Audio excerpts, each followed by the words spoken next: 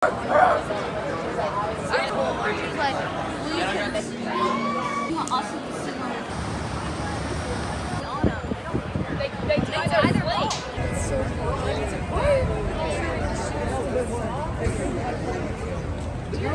around here, I saw us. What? Did you see a girl? No, there was a girl like in front of the building. Rumor is what they say is legend says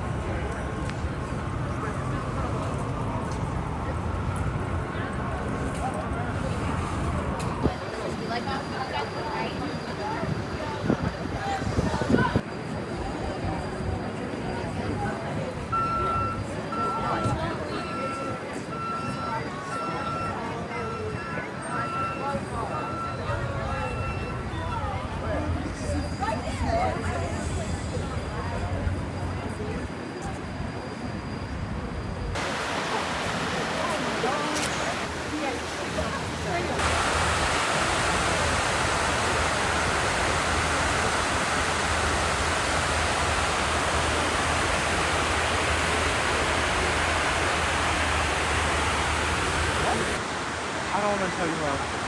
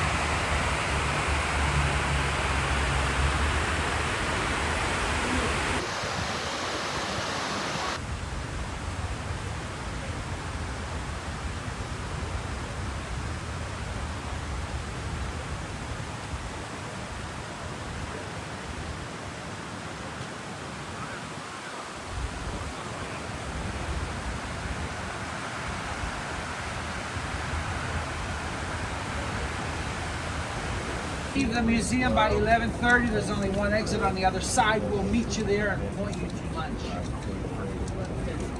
You need to be exiting the museum by 11:30. You'll be overwhelmed by that. You need to be exiting the museum by 11:30. We'll meet you at the exit and point you to lunch. I recommend Mighty Quinn Barbecue. You need to be exiting by 11:30. You need to be exiting the museum by 11:30.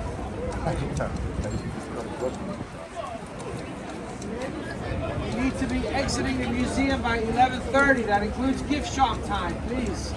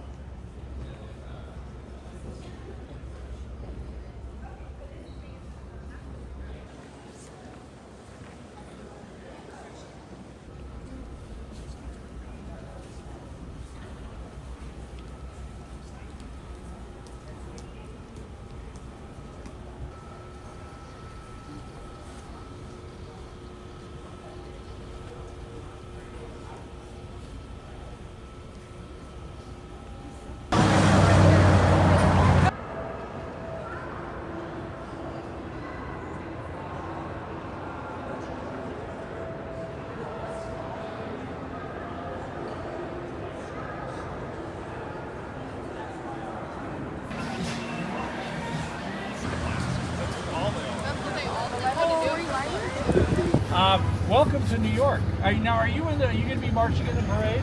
Yes. What are you doing? Oh, the marching band. Well, one of the many, probably, right? Okay. Well, I tell you what. Let's start with this spot right here, and then we're going to make our. Anyway, I was just going to say. So right here, this is Columbus Circle. Here we are, a statue of Christopher Columbus, who, in 1492, sailed the ocean blue, as we recall in school, and that there are two. I know. Did you ever hear that? You had never heard that before? Oh, you have. Oh, boy, have you? Yes. Anyway, and what's interesting is there are two parades. There's the Columbus Day Parade, which is primarily for the Italian community, but then they've also got it was the Spanish parade, and now it's called the Indigenous Peoples Parade. And so there's two parades. There's the one on Sunday for the Indigenous people, and then the one on Monday for the Italians. Now, all of this right here has all been built up since 2002. This is what is called the Deutsche Bank Center. At one time, it was the Time Warner Center, and there's the two towers up in the middle here. Those were all built in 2002. And then right over here, this building was the former residence of the who will be the 47th president. He used to live on the top floor there, and that's of course that's been sold. But oh, I see another group here, so I'm going to let them go by with Doug, and then we will start off. Would you mind if I clip that to you? You may. Oh, why? Is there? Yeah, I'm just doing a video. Oh, good. Okay, So we're that here. way I can hear you. Well, here, let me. Audio, wherever you want. I can just put it right there. Perfect. All right, good. That's all I need. All right. You just talk. I'll speak with more deeper, sonorous tones. Just talk normal. Talk normal. I don't know if I can. Anyway, all right. Well, you're going to find plenty of distributors of gloves. I mean, these little tables here everywhere. If you go straight up this street here, that is where Lincoln Center is. Now, have any of you seen the movie West Side Story? Did you? That the original West Side Story, that area was with an area called San Juan Hill. It was primarily a Puerto Rican neighborhood. And they went in with eminent domain and they tore it all down. If you ever watch the original West Side Story, you can see what the old neighborhood looked like. The new one, the one that's Steven Spielberg, that's all based on the fact that they had torn down that area. It's very well done, both of them. But that was the whole area which is now Lincoln Center. And the Juilliard School is up there. Remember when after the princess falls down the manhole and she comes back out and then her prince starts to follow and look for her? Do you remember, if you ever see the movie, right there, this is a statue, this is the statue memorial for the battleship, the Maine, that got sunk. Well, there's a statue of a little boy in the front. He's got his arms outstretched. And in the movie Enchanted, there's a scene where the prince has got his arm around the neck of the statue looking for his princess. I mean, one of the things about Central Park is you're going to see a lot of places where they shot movies. I mean, a lot of movies are shot here. Okay, we're going to squeeze in here. So, guys, follow me. Here we go.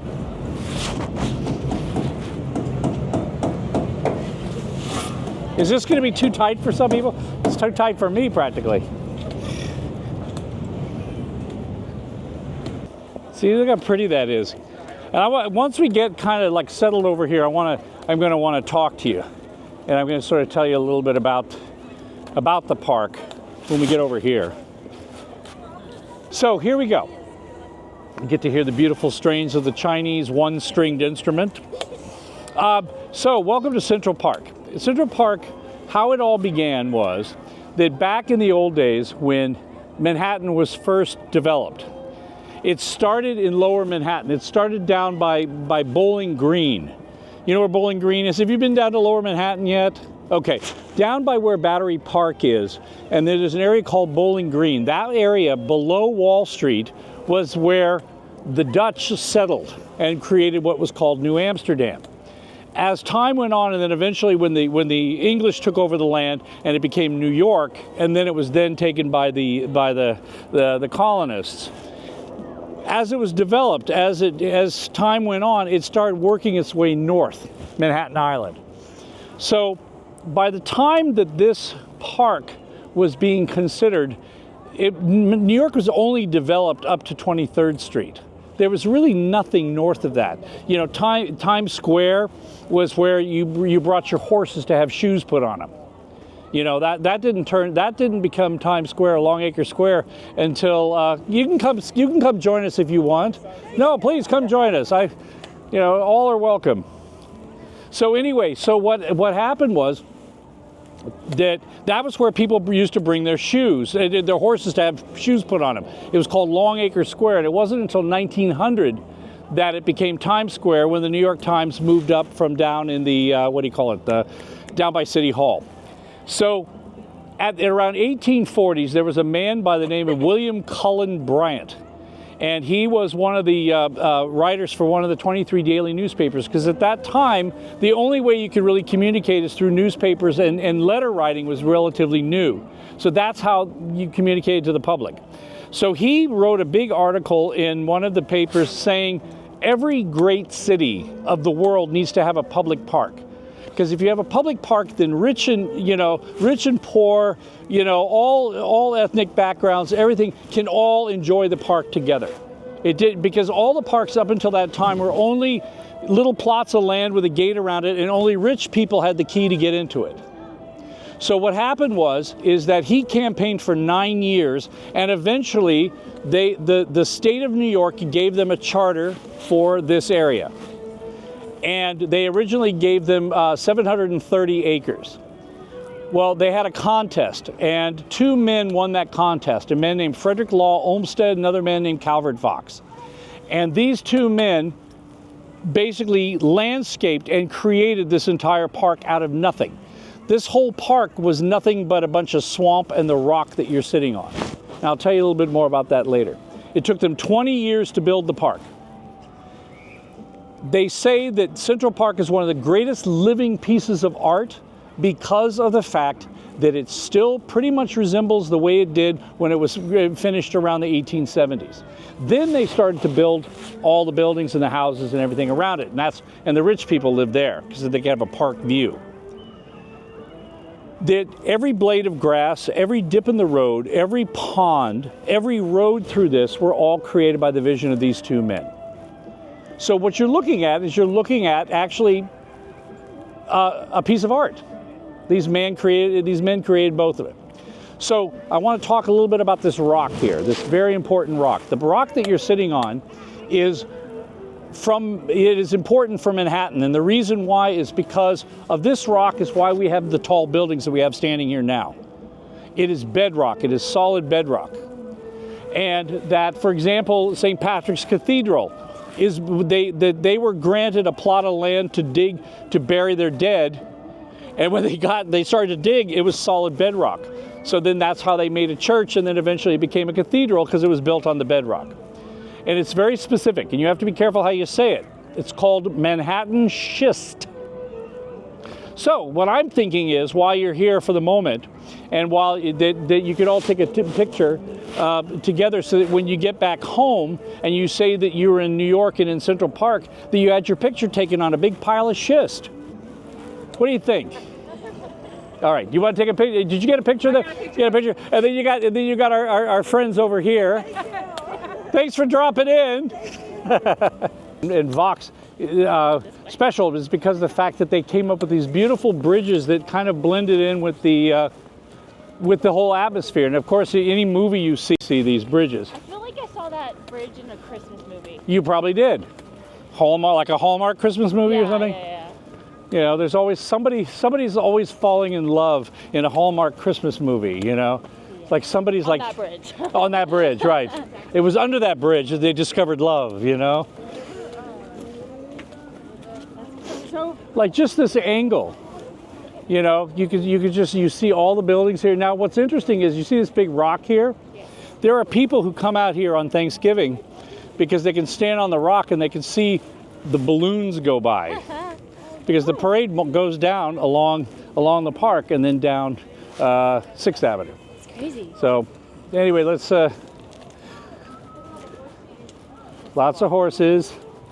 That's like $75 for 20 minutes. 70. $75 for 20 minutes. For my 16th, no, it was Pink Panther. I know how to play that on my clarinet. Black Panther is a Marvel character. Now, it looks like here, oh, these are artists. See, this is like, all the artists are kind of set up to,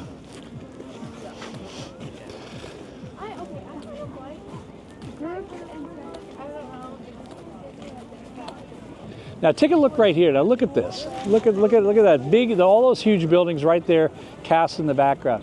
You see those big tall buildings right along here? Those are technically safe deposit boxes for the rich. Because what they do, there are people who are billionaires, and what they do is they buy property in these buildings.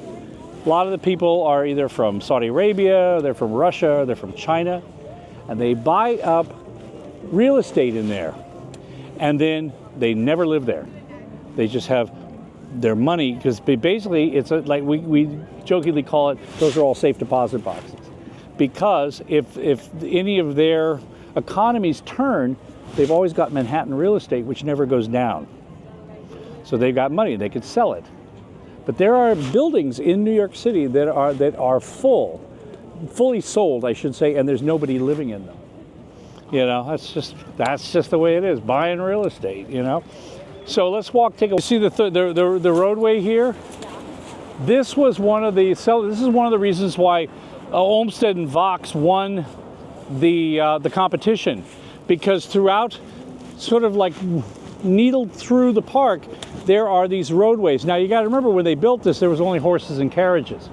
Now, of course, there's actual traffic. But that's those, and what's great is it kind of blends into the atmosphere. It doesn't take away from the park at all. That was the idea. So this is a good opportunity to be able to see one of the great gifts that Vox and Olmsted created. There are movies here. You're going to see that, but this is called The Mall.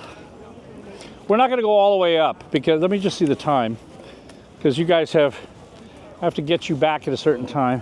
Yeah, so I got to get you back. So here's what we'll do. We're not going to go all the way up. Is there any like certain people that they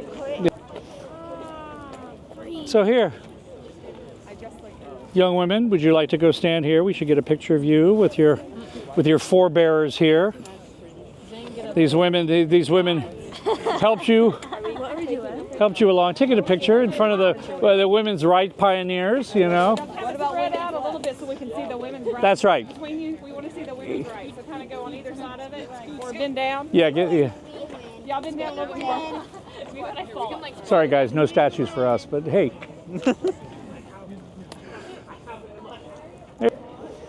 So we have Shakespeare. As they say, the immortal bard. Oh, to be or not to be, that is the question. Whether 'tis nobler in the mind to suffer the slings and arrows of outrageous fortune, or to take arms against a sea of trouble, and by opposing in them. You like Shakespeare? Well, I've done Shakespeare. That's what, because when I performed, I did some Shakespeare. What see I? No Thisbe do I see. Oh, wicked wall, to whom I see no bliss. That's so fire. Anyway, but I just wanted to point this out, just because this is a great statue.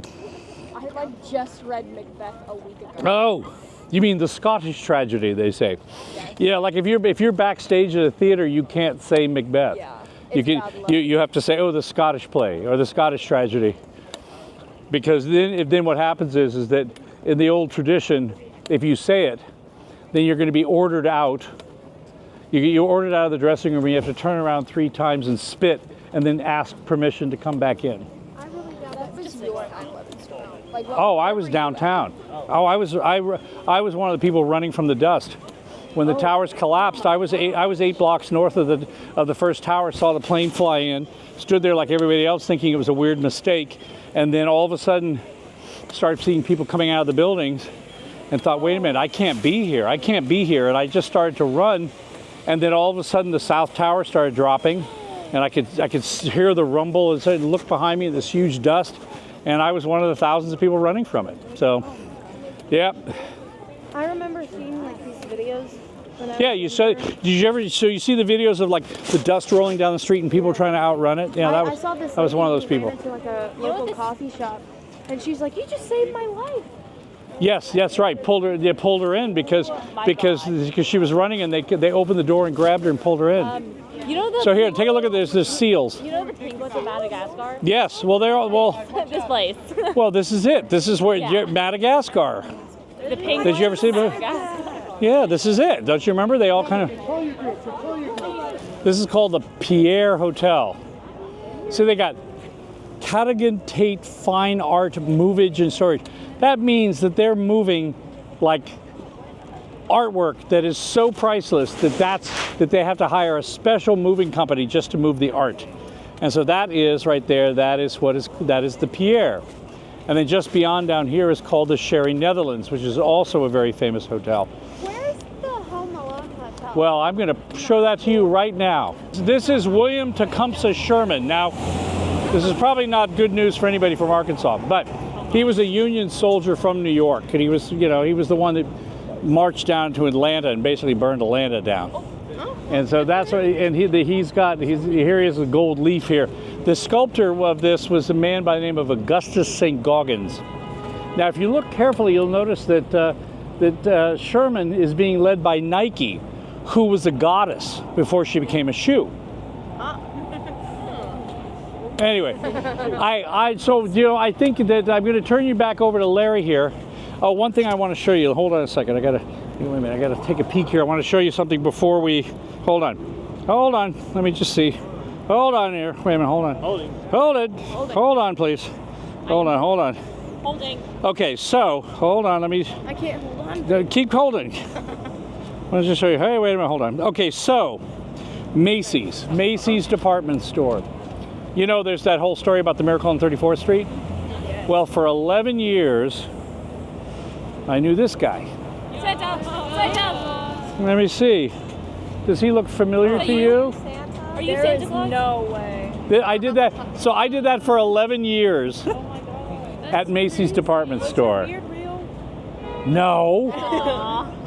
No, I had to glue it on all the time. Don't hate. Don't tell the little ones. Don't. You know, but Ruined Christmas for me. I know. I'm sorry. No, I mean, one of the things too about Santa, when you come to Macy's and you see Santa, is that somebody says, I want this, and I want this, and I want this, and you go, oh, those are fun. Oh, that's good. Well, we'll see what we can do. You never promised anything. The only thing is, like, I had one little girl once say, I'll have a candy cane. I said, that we can do. Well, we can get you a candy cane. Anyway, I just want to wish you a lot of fun tomorrow. You know, you're really nice people. I'm really glad I got to spend the time with you. Happy Thanksgiving. You know, come back to New York and spend some more time, okay? Thank you, Caleb, for joining us. And anyway, no, it's been a pleasure. So thank you all. I had a really lovely time, okay? Now, by the way, let's do a picture before so you can say, oh yeah, that crazy old guy who was on 5 episodes of Law and Order. If you ever watch Law and Order, yeah. But if you ever see it, I was very young. Okay, so let's see. Let's ask Uncle Larry if he will take a picture. You was the corpse in one of the. Yeah, were you a corpse? You were a corpse. I was a corpse. I was. How did you know that? Well, I don't.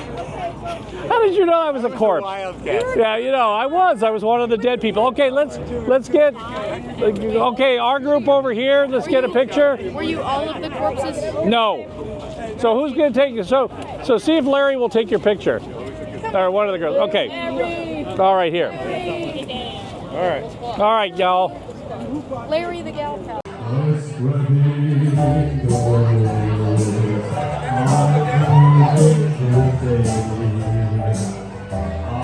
want to be a part of it. New York, New York. It is back on the I longing to spend.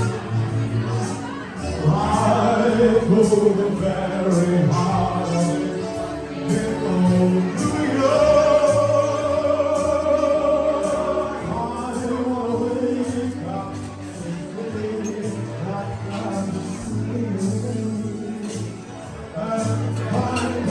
Think of a Some